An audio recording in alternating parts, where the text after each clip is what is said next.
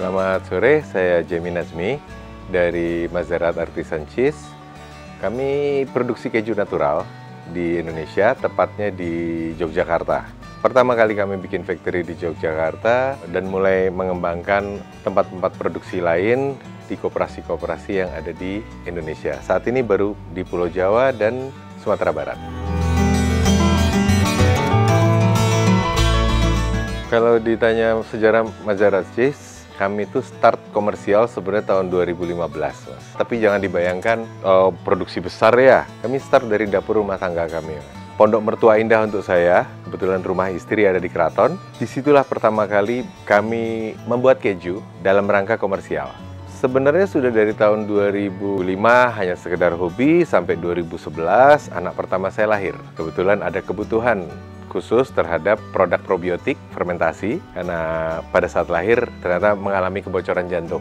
Ada 2 lubang di jantungnya dan kami mulai mentreatment dia dengan makanan sehat, dengan produk fermentasi setelah ASI eksklusif. Jadi setelah, saya kalau nggak salah 6 bulan ya, 6 bulan itu mulai dapat empasi, makanan pendamping ASI. Saat itulah mulai kami secara rutin membuat hanya untuk anak kami ini. 2011 sampai 2015. 2015 saya itu sedang asik nih Mas, bikin keju di rumah. Lalu ada teman chef masakan Perancis namanya Ima Cherry. Moga-moga dia denger nih.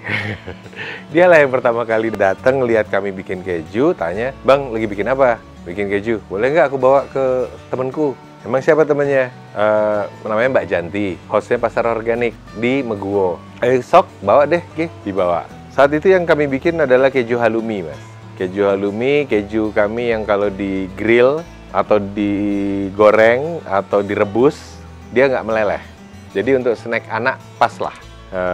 Ya anak kecil suka dengan halloumi. Jadi saat itu kami bikin, dibawalah ke pasar organik tersebut, kemudian dikasih ke Mbak Janti. Kami saat itu belum tahu yang akan mengkonsumsi keju kami di pasar organik itu adalah Mbak Janti yang dia cancer survivor dan sudah clean eating bertahun-tahun, yang kalau kemasukan bahan yang mengandung kimia, itu badannya merah-merah atau jackpot, muntah, malamnya muntah. Tapi kebetulan dia juga suka dengan halloumi ini, karena sepertinya dia pernah dulu di Middle East. Nekat dimakannya keju itu. 2 hari kemudian saya ditelepon oleh Mbak Janti itu, "Mau nggak jualan di pasar organik Kamisan?"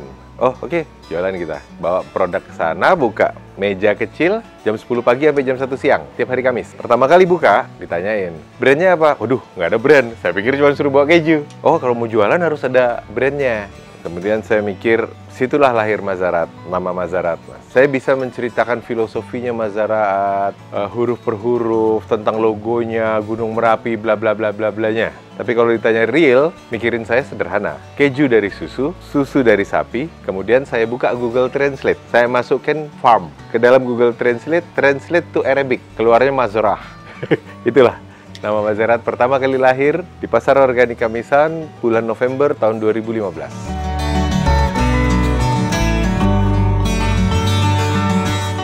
Sebenarnya sejak berbelas tahun yang lalu, puluh tahun yang lalu, Indonesia sudah ada Mas produksi keju yang saya kecil, keju tersebut yang saya konsumsi juga. Memang beda dengan keju yang kami buat. Keju yang ada saat itu, pada saat saya kecil, itu kalau mau ditanyakan bedanya, berarti kita berbicara tentang perbedaan antara keju natural dan keju proses. Saat itu cuma ada keju proses, Mas. Kita sebut aja keju terang bulan ya. Cuman ada keju terang bulan tersebut, keju proses, keju untuk martabak. Keju proses itu adalah campuran dari keju natural dengan bahan lain, non-dairy, yang dimix kemudian menjadi sebuah keju namanya keju proses. Yang bahan bakunya bisa dilihat di labelnya. Sedangkan yang kami buat adalah keju natural. Keju natural berbahan baku hampir 100% susu, Mas. 98% bahannya adalah susu, fresh milk. Yang kedua enzim untuk penggumpalan. Yang ketiga starter culture, bakteri fermentasi. Yang ketiga garam laut. Hanya 4 bahan bakunya.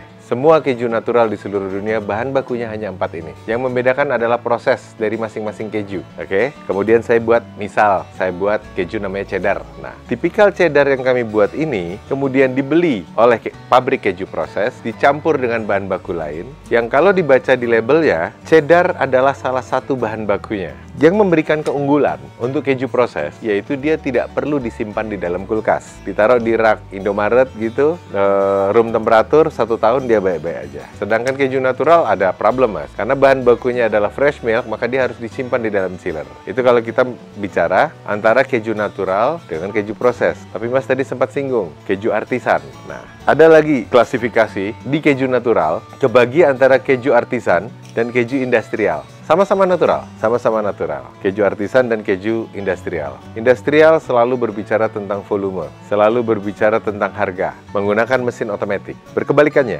artisan selalu berbicara tentang value, berbicara tentang quality, dan menggunakan peralatan yang masuk kategori manual, bukan perusahaan otomatis, bukan peralatan otomatis.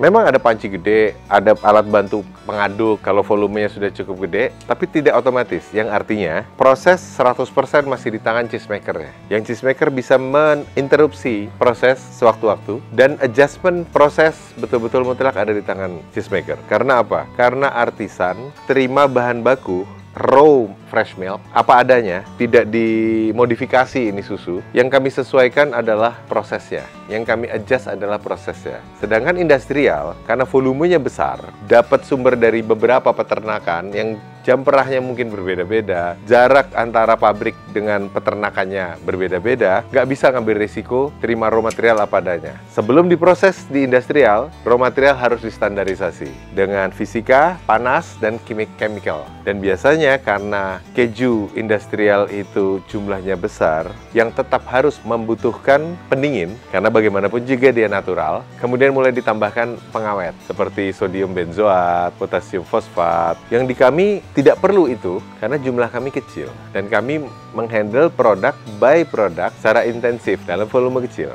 Lebih intens lah menurut saya, tidak mengandalkan mesin yang bergerak sendiri, seperti itu.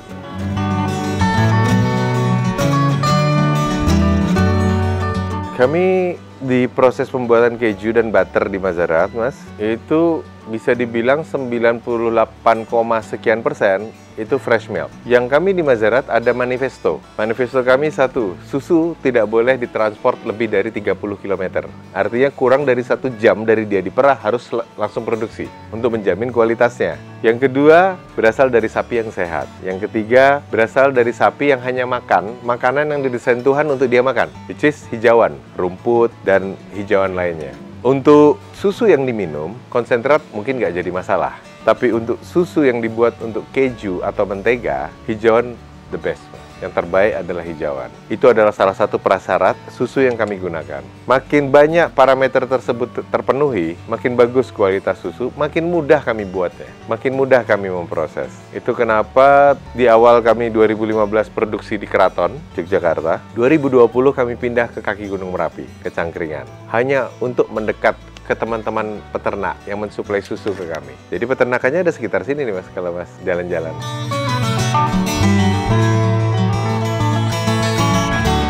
Kalau varian kejunya kami cukup banyak, Mas, karena kami suka dalam membuat keju. Tapi memang beberapa selection kami mungkin asing didengar oleh orang Asia. Kebetulan sertifikasi saya New Zealand dan Prancis, sehingga mau nggak mau memang karakter produk saya lebih condong ke keju-keju Prancis. Yang kemudian jadi tujuan akhir kami adalah kami ingin membuat keju terbaik, Mas. Jadi selection kami saat ini kebagi dua dan berproses nanti hanya ada satu jenis, yaitu keju organik. Hari ini separuh dari keju kami sudah certified organik, pertama di Asia Tenggara dan saat ini satu-satunya. Kerjasama antara Kementerian Pertanian Republik Indonesia dengan Kementerian Pertanian Denmark. Dari Kementerian Pertanian Indonesia, kami Mazarat diminta untuk mewakili dalam hal pengolahan proyek susu organik ini. Jadi kemudian ada selection keju organik, yaitu halloumi, bromo cheddar, lalu Colby American cheddar, Monterey Jack, dan Naya butter. Itu yang sertifikat organik, yang diproduksi di Pasuruan. Sedangkan di Jogja, pabrik utama kami justru belum organic certified, baru di treatment secara organik. Jadi kami bersama dengan teman-teman peternak berusaha seorganik mungkin. Proses di Mazarat sama sekali tidak ada penambahan chemical. Proses di teman-teman peternak berusaha seorganik mungkin. Pada saat sapi itu sakit, tidak suntik antibiotik, misalnya mastitis gitu ya, tapi dijamu pakai daun binahong, pakai bawang putih, empon-empon gitu loh, Mas. Tapi belum certified. Yang sudah certified rumah produksi kami yang di Pasuruan. Sedangkan selection yang ada di sini itu selection yang pakai nama anak kami, Mas. Camembert kita kasih nama Atan. Anak kedua saya. Kita ada keju kambing Crotang du Sauvignon, kita kasih nama Khaya, nama anakku yang pertama. Kita bikin blue cheese, kita kasih nama Ibra. Berasal dari nama Ibrahim, anak ketiga saya. Keju-keju tersebut ditreatment secara organik, tapi tidak certified. Maaf, belum. Kebudayaan pembuatan keju, Mas, itu kebudayaan sudah berlangsung lama, Mas. Lebih tua dari kopi, bahkan lebih tua daripada wine. Nabi Ibrahim alaihissalam adalah nabi yang tercatat memerah susu dan membuat keju dan butter di dalam kitab Injil. Saya nggak tahu di catatan yang lain ada nabi-nabi yang lain apa enggak, tapi proses pembuatan cheese and creamery itu adalah kebudayaan tua. Yang setiap negara, setiap tempat di muka bumi memiliki kebudayaan keju. Prancis punya 440 jenis keju, terbanyak. Negara dengan selection keju terbanyak. Indonesia punya 4, Mas, keju aslinya. Yang umurnya juga sudah ratusan tahun. Dalini Horbo di Sumatera Utara, Dadih di Sumatera Barat, Danke di Enrekang, Sulawesi Selatan. Dan ada satu lagi keju di Pulau Roti kalau saya nggak salah, Pulau Rote. Baru sampai kabarnya ke kuping saya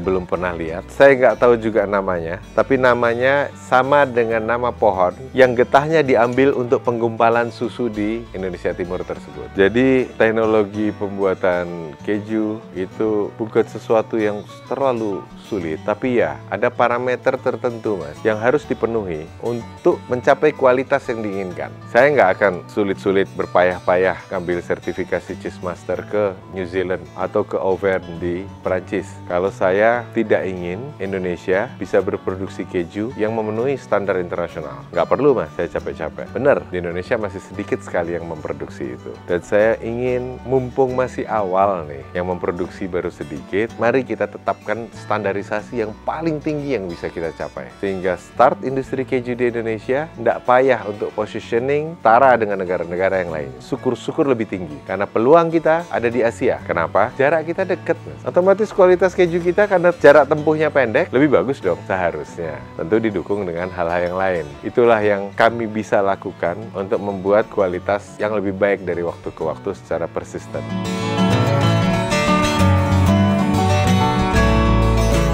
Proses produksi keju itu secara umum susu datang, kemudian ditermisasi, dikondisikan bakteri patogennya hilang, lalu langsung memasuki proses pembuatan keju dengan cara fermentasi, memberikan starter kultur bakteri fermentasi atau kita sebut pengasaman lah. Setelah mencapai pH tertentu, kita berikan enzim untuk koagulasi atau penggumpalan. Kita sebut enzim ini rennet. Setelah jadi rennet, susu ini jadi kayak agar-agar, Mas. Lalu kita potong, lalu kita stirring untuk memisahkan antara solid yang kita sebut curd dan liquid yang kita sebut whey, WHEY. Kalau sering fitness, ada whey protein.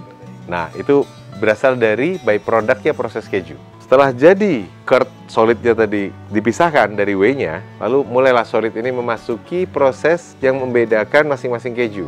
Ada yang di stretching jadi mozzarella, ada yang kemudian disemprot menggunakan jamur jadi blue cheese, jadi camembert yang jamur putih, ada yang kemudian di-press lalu di-cooking jadi halloumi, ada yang kemudian di-press lalu masuk ruang aging menjadi keju-keju hard cheese yang bermacam-macam namanya. Ada Gouda, ada Edam, ada Alpine, Gruyère, Comté, Parmigiano, Parmesan, you name it. Secara umum itu. Tapi kalau Mas masih asing dengan penjelasan saya, dan kebetulan ada pabrik tahu di domisili Mas, persis Mas, sama. Proses pembuatan keju natural sama dengan proses pembuatan tahu. Sama-sama berasal dari start dari susu. Yang satu susu hewani, yang satu susu nabati. Satu susu sapi misalnya, atau susu kambing, satu susu kedelai. Bagaimana cara membuat susu kedelai saya kurang paham. Tapi ada dulu susu kedelai ya, ada dulu susu sapinya, lalu mereka melewati step-step yang sama. Ada di press, habis di press di cooking. Misal pembuatan keju halloumi itu plek ketiplek dengan pembuatan tahu, Mas. Panas tinggi 91 derajat. Penggaraman sama.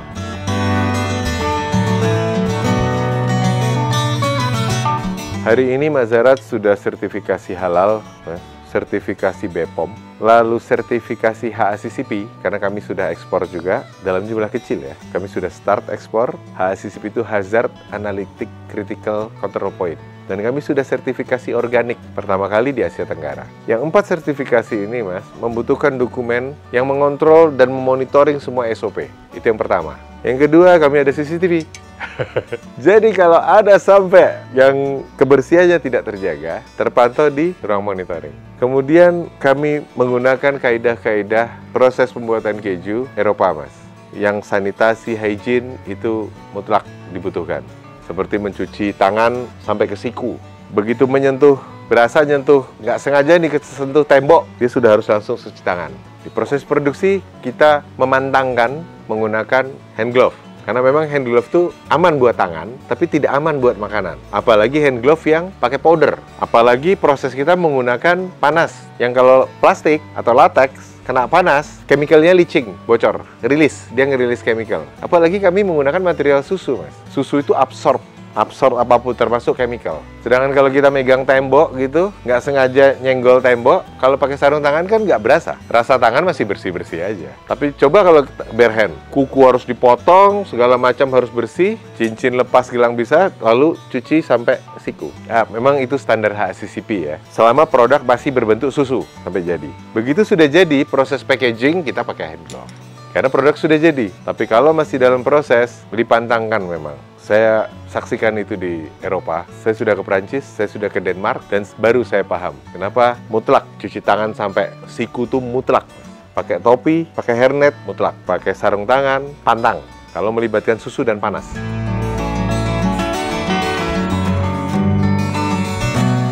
Kalau user memakai continue produk, Mas, satu, karena pelanggan kami, baik hotel, restoran maupun end user, sebagian besar sudah paham bagaimana cara kami berproduksi. Kami sampaikan, mulai dari pakan ternak sampai peternakannya. Kalau Mas lihat ke factory kami, kacanya gede, Mas. Memang kami tunjukkan cara prosesnya. Kami hampir tidak pernah menolak kunjungan, walaupun tidak ada janji sekalipun. Walaupun sebaiknya ya ada janji, karena kalau nggak ada janji, cuma bisa lihat lewat kaca. Nggak bisa dikondisikan biar bisa agak lentur gitu sulit. Tapi secara prinsip kita terbuka dengan proses kita, Mas.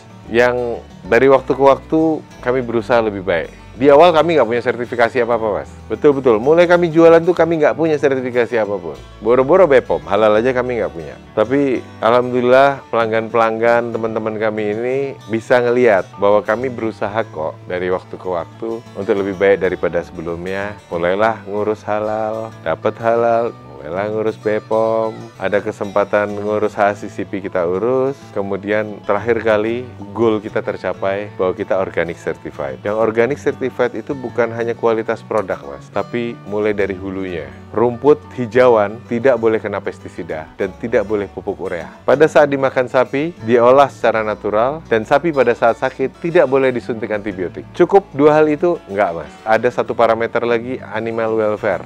Animal welfare ini sapi harus bahagia. Bahagia secara berperi kehewanan. Dia harus diumbar, ada waktu diumbar. Hidungnya nggak boleh dicucuk, nggak boleh ditusuk. Yang pasti dia tidak boleh hidungnya ditusuk. Saya nggak tahu ditusuk dengan apa. Dicencang ya mungkin istilahnya ya, saya kurang paham. Bolehnya cuma disimpul.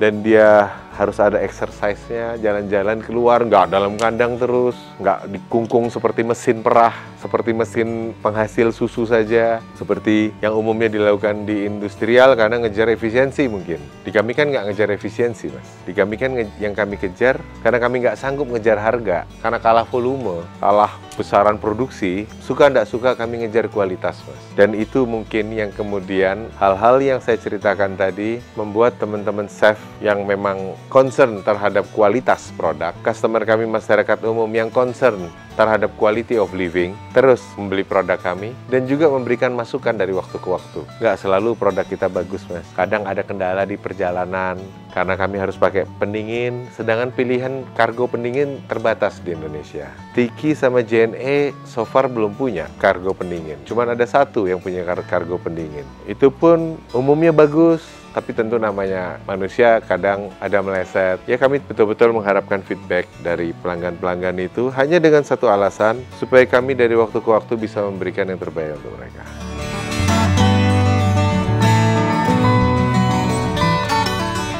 Kalau ditanya manfaat keju, Mas, pertama kali pasti berkaitan dengan fermentasi, probiotik.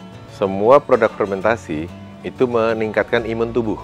Khusus fermentasi susu, misal keju, atau susu kefir, pernah dengar? Nah, itu meregenerasi sel dalam, Mas. Itu kenapa orang-orang Kaukasia, Eropa Timur, tempat yang paling banyak mengkonsumsi kefir, umurnya 120 tahun itu biasa. Karena organ dalamnya itu diregenerasi. Tahu masker kefir? Cewek-cewek lah. Cewek-cewek beberapa tahun yang lalu tuh heboh masker kefir. Masker kefir itu sebenarnya tidak memutihkan. Masker kefir itu bakteri probiotiknya itu meregenerasi sel wajah. Jadi kembali muda lagi. Yang ketiga, semua manfaat susu ada di dalam keju, Mas. Sekilas saya ceritakan tadi ada kurang lengkap tentang proses pembuatan keju. Ada satu, Mas. 10 liter susu jadi 1 kilo keju. Itu kenapa? Mungkin pernah dengar kata-kata 100 gram keju sama dengan minum 1 liter susu. 10 kali lipat. Kalau kita bicara tentang keju natural, yang bahan bakunya cuma susu tadi, plus enzim, starter culture, sama garam, maka 100 gram keju sama dengan 1 liter susu.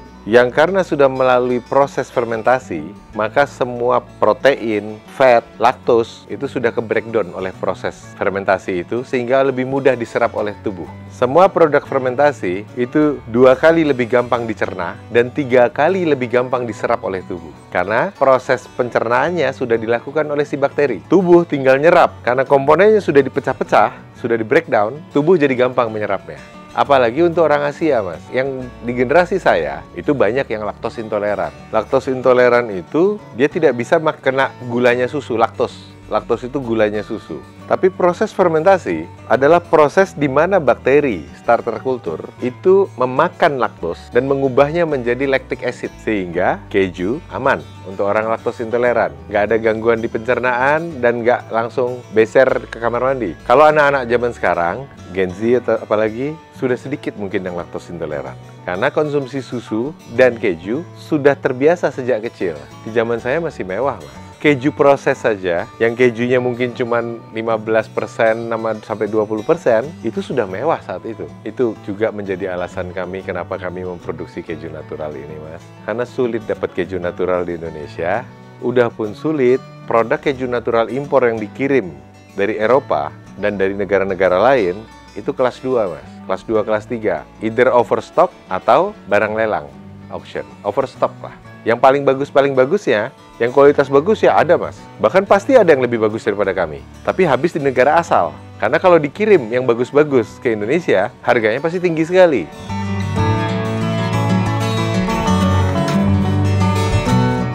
Saya pikir mungkin lebih ke pemahaman terhadap teknologinya saja, Mas. Yang kedua, marketnya mungkin. Saya ingin bikin keju natural yang berbagai macam jenis itu untuk kita orang Indonesia.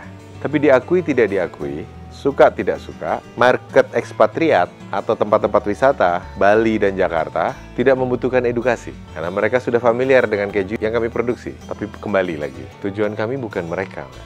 Tujuan kami adalah Asian Cheese for Asia. Proud untuk itu dan memang layak untuk proud, layak untuk bangga. Itu yang kami kejar. Artinya, kalau kami Mazarat bisa proven dengan produksi yang memenuhi standar internasional, bahkan lebih, moga-moga harapan kami bahwa koperasi-koperasi susu di seluruh Indonesia jangan lagi menjual hanya raw material. Fresh milk itu umurnya pendek, Mas. 8 jam sudah spoil. Dengan dipendingin, mentok-mentok 2 hari, 3 hari, itu pun sudah turun kualitasnya. Lalu terlalu bergantung kepada orang lain. Terlalu bergantung kepada industri. Yang industri itu juga tentu berpikir tentang masalah cost efektif. Kalau dari sisi cost efektif, lebih mending produk impor powder, impor susu powder. Karena mereka hanya bikin susu untuk minum. Itu kenapa kalau sampai kami proven. Yang alhamdulillah hari ini jaringan hotel internasional seperti Marriott mostly di kita. Ritz-Carlton, JW Marriott, St. Regis, Westin, Hermitage itu rata-rata di kita. Aman Group kami supply. Aman Jiwo, Aman Dari, Aman Kila. Restoran-restoran yang bintang 5 ke atas. Artinya maksud saya adalah bisa kok raw material Indonesia ini dibuat keju selama memenuhi parameter tertentu. Bisa kok menjadi produk keju yang bukan hanya jadi keju, tapi jadi keju yang healthy, yang sehat. Keju organik, keju yang tidak ada kandungan chemical di dalamnya, yang tidak menjadi deposit di dalam tubuh, yang menimbulkan penyakit entah apa kelak di kemudian hari. Proven kok. Itu yang kemudian moga-moga bisa menjawab pertanyaan kenapa Indonesia jarang yang bikin keju. Ini loh ada contohnya. Come on, kami nggak bisa jalan sendirian, Mas. Kami akan upayakan yang kami sanggup. Kami pilih raw material terbaik. Kami bangun ekosistem dari hulu ke hilir. Kami gandeng teman-teman petani muda pakan ternak. Kami gandeng peternak muda sapi perah dan kambing perah. Kami gandeng distributor. Bahkan customer-customer yang saya sebut tadi bersedia juga untuk masuk ke dalam ekosistem Mazaraat. Itu saking kami nggak bisa sendirian, Mas. Kalau ditanya ya, saya lebih pengen jualan keju, Mas, daripada produksi keju. Koperasi-koperasi itu berproduksi dengan standar yang kami tetapkan. Kalau sulit jualnya, ada brand kami, ada brand Mazaraat yang memang dibuat untuk menetapkan standar, untuk kurasi, sertifikasi, standarisasi, supaya mudah jualnya ke Asia.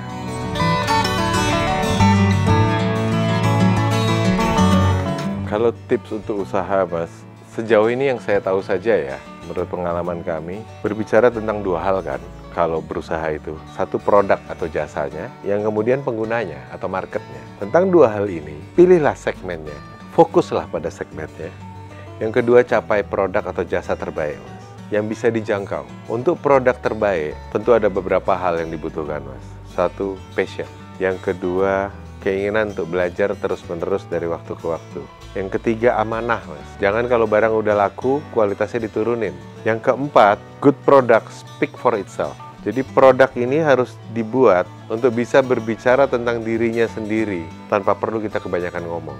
Tinggal habis itu, rezeki di tangan Tuhan. Upaya tentang dua hal ini sudah melampaui hal-hal yang lain. Capai produk terbaik, layani segmen yang dipilih dengan sebaik mungkin, dengan goodwill.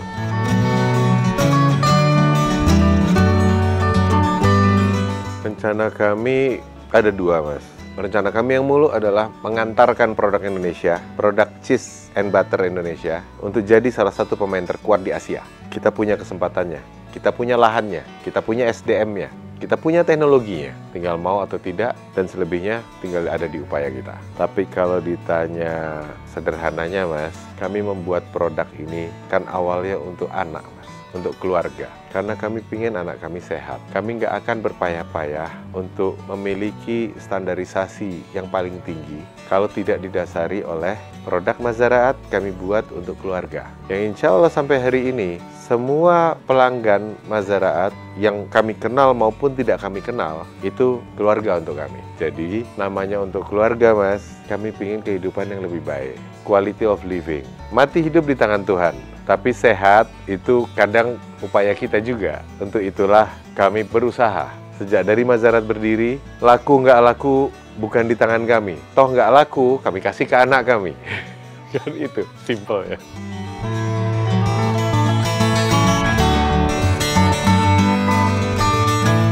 Kita tidak bisa memastikan apa yang akan terjadi di kemudian hari, Mas. Tapi kita bisa memilih apa yang akan kita pilih hari ini. Kalau sampai kita punya pilihan bagaimana cara kita hidup, bagaimana cara kita makan, maka pilihlah yang terbaik di antara dua simpang itu. Yang kadang pilihan terbaik ini bukan pilihan paling gampang. Kalau gampang, hadiahnya payung cantik, Mas, atau gelas keramik. Tapi kalau sulit, produk bagus, cara hidup yang baik, hadiahnya itu tadi, quality of living.